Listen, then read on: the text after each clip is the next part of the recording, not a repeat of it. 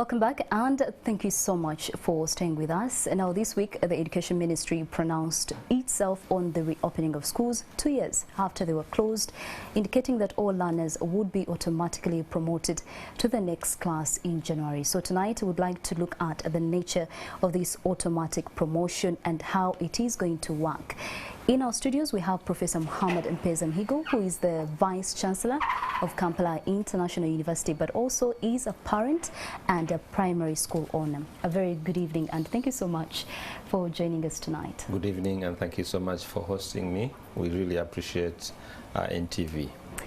Well, I know you're going to speak to us in probably 3 different angles. You're a parent, yes, a school owner, and also, you know, Professor, we want to hear from you first as a parent. What are your thoughts on automatic promotion? First of all, I think automatic promotion is not a new concept at all. As a parent, I think a student or a pupil, because I have children in primary school and I also have in secondary, and I also have at university. So children, especially primary school going and secondary, definitely I think deserve going to the next class if they have fulfilled the previous class. That is the normal situation. So my feeling is that there's going to be a real issue because what happened with the COVID pandemic is that what government was able to do was to really try to limit the spread of the pandemic and also make some efforts to, you know, develop reading materials, distribute them countrywide. Some got, some didn't get. And so there's a category of children who, for example, I don't think have ever looked into the book again. Sure. And have been enjoying television and radio stations and becoming creative at home. There are those who probably got a certain percentage of the content, and there are those who have actually fast-tracked. In fact, instead of 2 years, you know, going to jumping 2 classes, some of them are probably going to go to the 3rd class because of the effort that was put or made by their guardians and sponsors, but at a cost. So that's really the whole mix that we are in.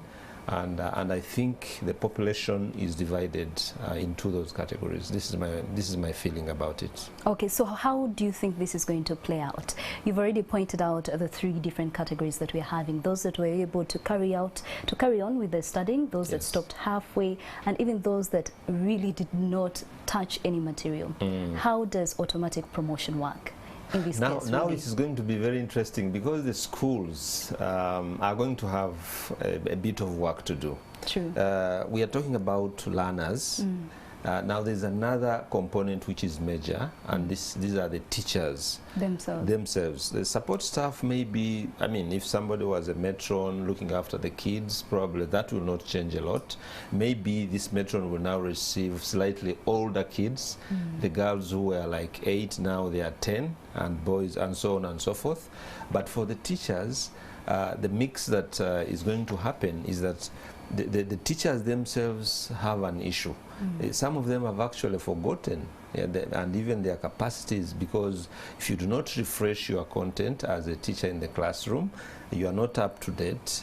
You are now going to be challenged as well. So, but that's one part. But for the learners, schools have got to have a system, a mechanism of not preventing the kids from moving on, because this is a government directive. The First Lady, and who is also the Minister of Education and Sports, already issued guidelines on automatic promotion.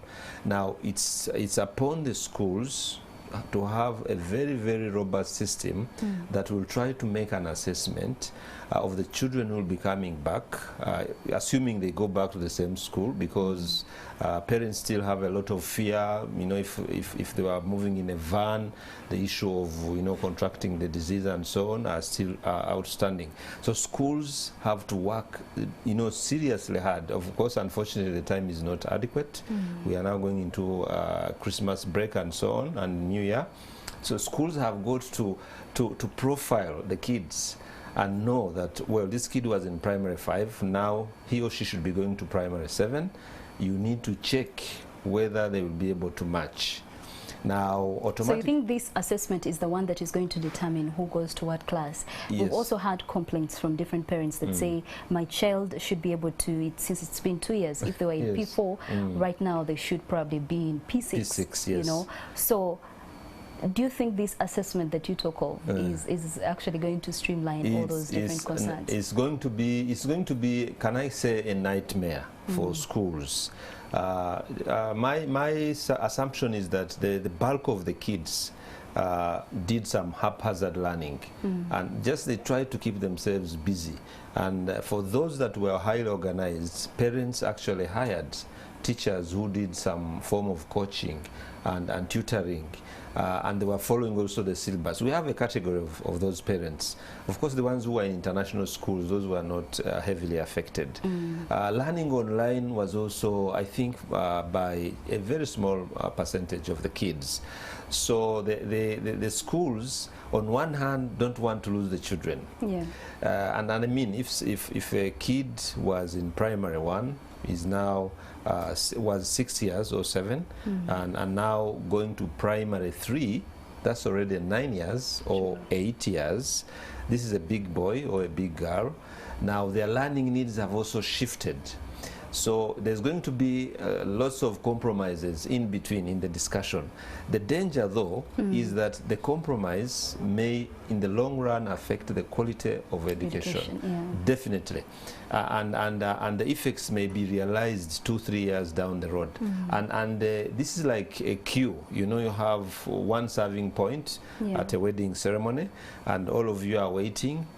Definitely there is a danger of some of you eating late and some of you even missing out. So this is what is happening in terms of this automatic promotion. Of course, the logic behind it is to decongest the classes. You decongest the classes. However, the fundamental question is, how prepared are the schools? How prepared are the teachers? What assessment tools are they going to use to ensure that on one hand they balance the needs of the parents, because you may wish your kid to be in, you know, 2 classes ahead because they've been at home for 2 years, but actually when the level of retardation requires that they go actually a year behind.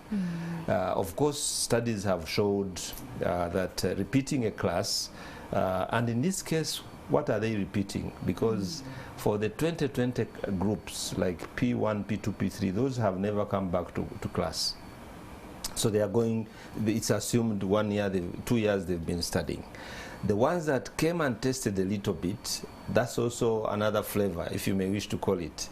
And that category also did study a little bit.